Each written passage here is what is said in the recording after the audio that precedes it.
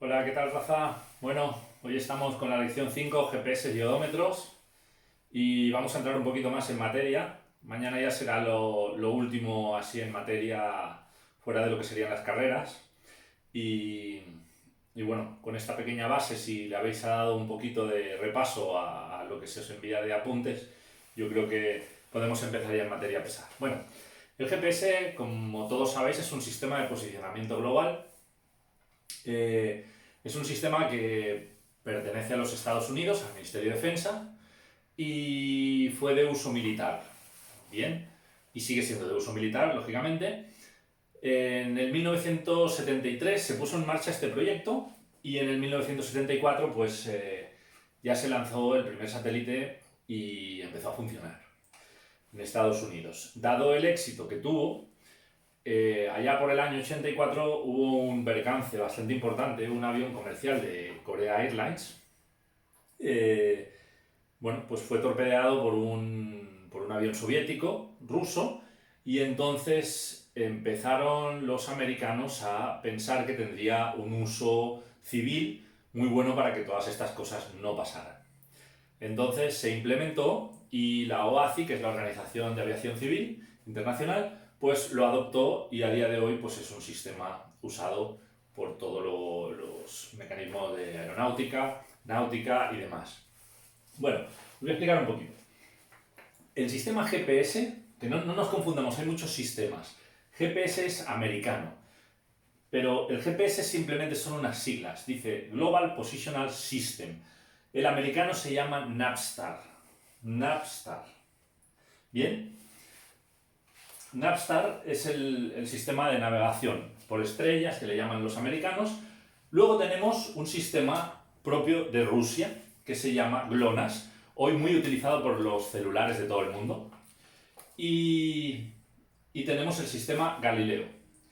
El sistema Galileo de Europa, el QZSS, que es de Japón, y luego tenemos el Beidou, que es de China. ¿Cómo funcionan los satélites? Bueno, por ejemplo, en el sistema Navstar, nos vamos a centrar en el Navstar, que todos los demás son muy similares. El sistema Navstar tiene 24 satélites en órbita a 20.200 kilómetros de la Tierra. Bien, la señal que emitimos, o sea, cuando le pedimos que nos dé una posición, viaja a la velocidad de la luz, que son aproximadamente unos 300.000 kilómetros por segundo. Imaginaros la rapidez que tiene, o sea, hablamos de décimas de segundo. Bien, luego tenemos los GPS que compramos, que no nos damos cuenta nunca, son de 8, de 10 o de 12 canales. El de 8 son los básicos, los de 12 canales son los más profesionales. Entonces, siempre que compremos un GPS, intentemos buscar y ver que tiene 12 canales. ¿Por qué? Porque vamos a tener una recepción mucho mayor y vamos a tener un GPS mucho más profesional. Datos a tener en cuenta. Mira, datos a tener en cuenta con situaciones de GPS. El GPS nos da unos errores cada vez más insignificantes. Inclusive hay GPS que ya alternan dos constelaciones, que puede ser la Navstar y la GLONASS. Entonces, los errores son prácticamente imperceptibles, pero nos podemos dar en situaciones que se nos vayan 30 metros, 40 metros. Bien, normalmente siempre vamos a estar entre 5 o 9 metros de error. Pero en días de mucha humedad, que haya mucho vapor de agua, o sea, quiere decir, hay muchas nubes cargadas de agua, hay humedad relativa, el GPS es posible que nos tarde más en captar la señal y es posible también que no nos dé una posición correcta, o sea, exactamente correcta. ¿Vale? El GPS es muy importante que localice varios satélites. Cuantos más satélites tenemos, pues mejor es la precisión. Por ejemplo, esto sería el radio de un satélite, de otro satélite y de otro satélite. Aquí tenemos 3 satélites, entonces nos están dando unas posiciones prácticamente fenomenales. ¿Vale? Bien, el PPS es el sistema militar. El sistema militar no tiene errores, o sea, es totalmente perfecto. Y el que nosotros utilizamos se llama SPS, ¿vale? O sea, el GPS, sistema SPS, funciona en otro tipo de canal, funciona con otra frecuencia y muchas otras mejoras.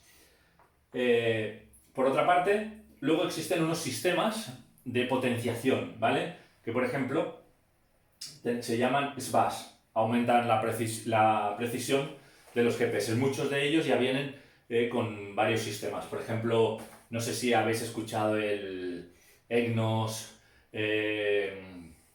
Gagan, por ejemplo, John Deere tiene otro sistema propio para la precisión de los GPS en la agricultura. Y bueno, pues hay muchísimas aplicaciones. Ahora os voy a explicar que hay un tipo de GPS que se llama DGPS, ¿vale? DGPS, antiguamente llamados GPSP, ¿vale? Es un GPS diferencial. GPS diferencial no tiene prácticamente errores, o sea, hemos pasado con dos GPS a tener casi la precisión militar. Para ello, ¿qué tenemos que hacer? Tener un GPS anclado en un punto, en la Tierra, que se comuniquen mediante radio, mediante lo que quieran, y marcan las diferencias del uno con el otro. El que nosotros estamos utilizando, esto es muy utilizado para topografía.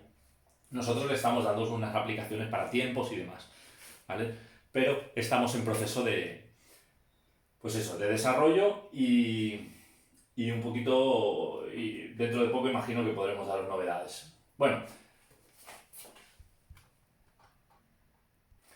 una vez ya pasado el capítulo de GPS, os voy a hacer una pequeña introducción de lo que sería el odómetro, que luego en el capítulo del Sirius profundizaremos mucho más.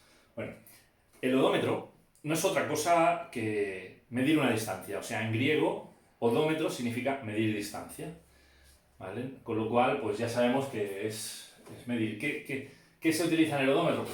Al final, muchas aplicaciones, por ejemplo, lo que más en automoción, ¿no? Los marcadores, el cuenta kilómetros, al final no deja de ser un odómetro.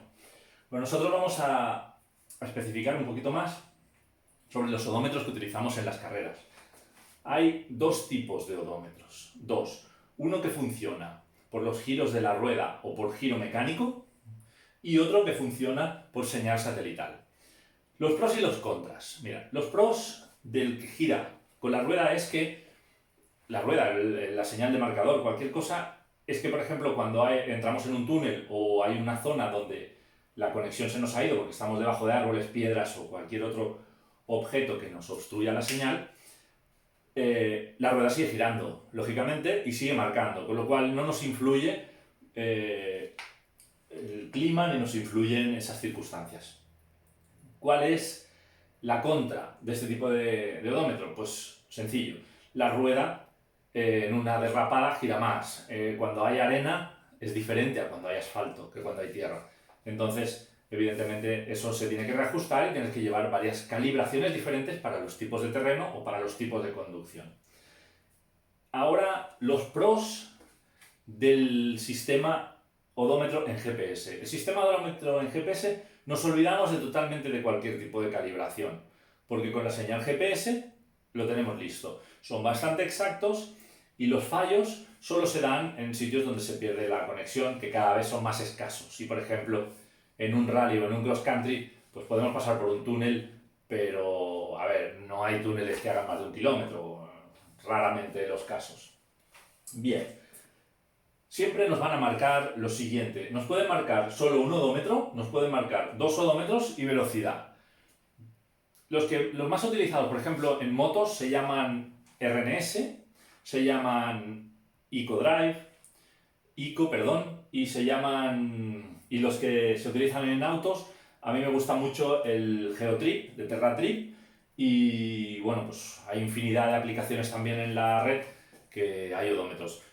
Nosotros, por ejemplo, hay un odómetro que lo podéis bajar desde la Play Store o la Apple Store, es totalmente gratuito y bueno, en los apuntes tenéis una imagen os va a marcar varias cosas, pero unas de ellas van a ser la velocidad con la señal del GPS del teléfono, y aquí vamos a tener un odómetro parcial y un odómetro total. El parcial nosotros lo cerramos con una simple pulsación, o sea, hay una referencia y queremos ir de aquí hasta la esquina de la Ventita. Bueno, pues hay 200 metros 230 metros, ¿vale? Bueno, pues ya sabemos lo que nos va a marcar. 230 metros, 23, 0, 23, nos lo marcaría aquí. Llegamos ahí, este sigue contando. Le pulsamos a 0 porque ahora queremos ver cuál es la distancia unitaria que hay de la ventita hasta la tienda de ropa de la señora Josefina. Y hay 1,03 km. Bueno, pues eso, todo sumado, cada vez que le cerramos, nos va a dar el odómetro total. El odómetro total nos sirve para llevar como un segundo odómetro y es el único que utilizan las motos. Las motos, ya que no pueden estar cerrando cada referencia, pues utilizan un odómetro total como única referencia, que ellos lo van reajustando mediante unas botoneras que tienen. Y en el auto, como tenemos el copiloto, pues podemos llevar esto un poquito más reajustado con el tema del odómetro parcial. Bien, bueno, Raza, con esto yo creo que hoy tenemos suficiente. Intentar leeros los apuntes y bueno, espero que os sirva. Hoy no os voy a contar anécdota porque se nos ha ido un poquito el tiempo y vamos con más de 11 minutos. ¡Saludos!